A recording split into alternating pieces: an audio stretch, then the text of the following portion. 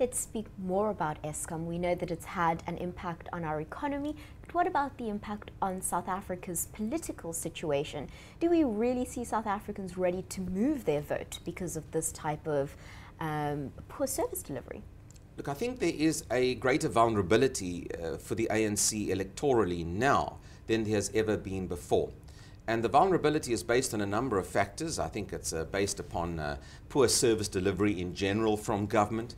The vulnerability is also based on the fact that there's more political choice in South Africa than ever before for South Africans.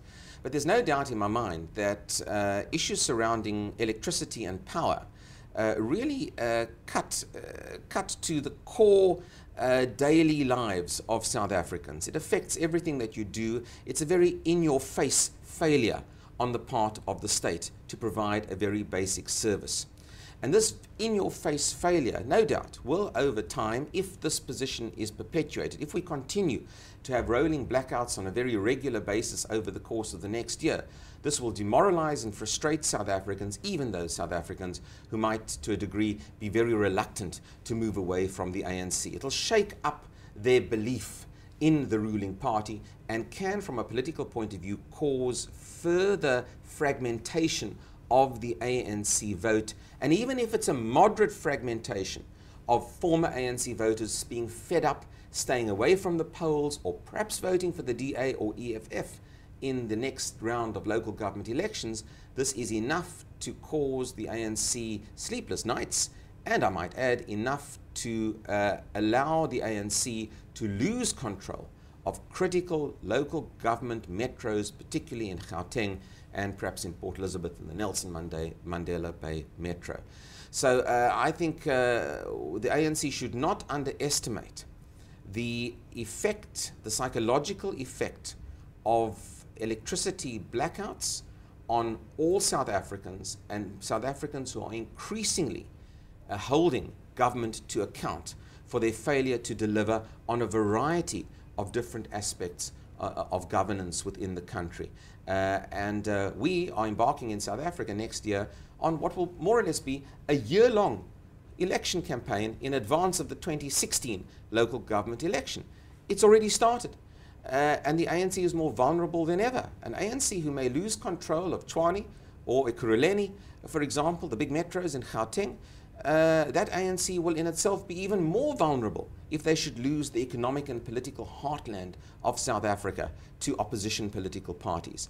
And I think we're going to see power play, not just political power, but power from the grid, play an increasingly important role in how South Africans decide to vote over the course of the next year, year and a half. From a political point of view, I think the ANC should be extremely concerned about the lack of ability of Eskom to rectify, or at least partially rectify, the problems that we have. But of course the ruling party and its supporters would say, but this is an inherited problem.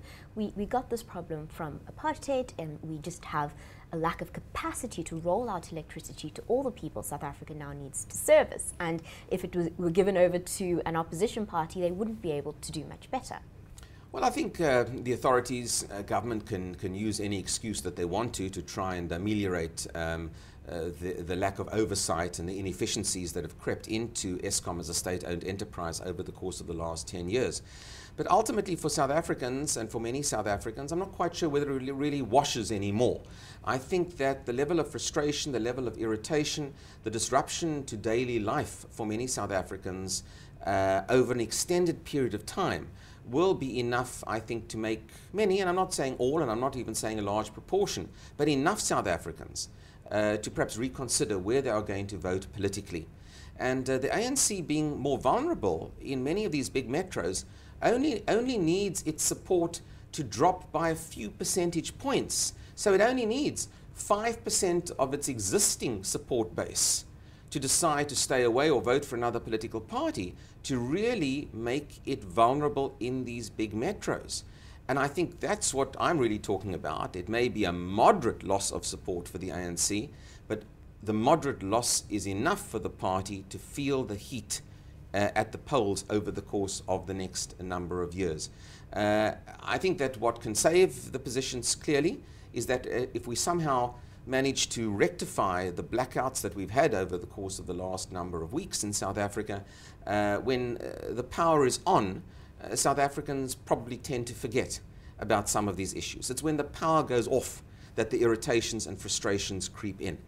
And clearly, this will be the central challenge for government over the next while. I don't think anything frustrates a voter more than having load shedding on a regular basis.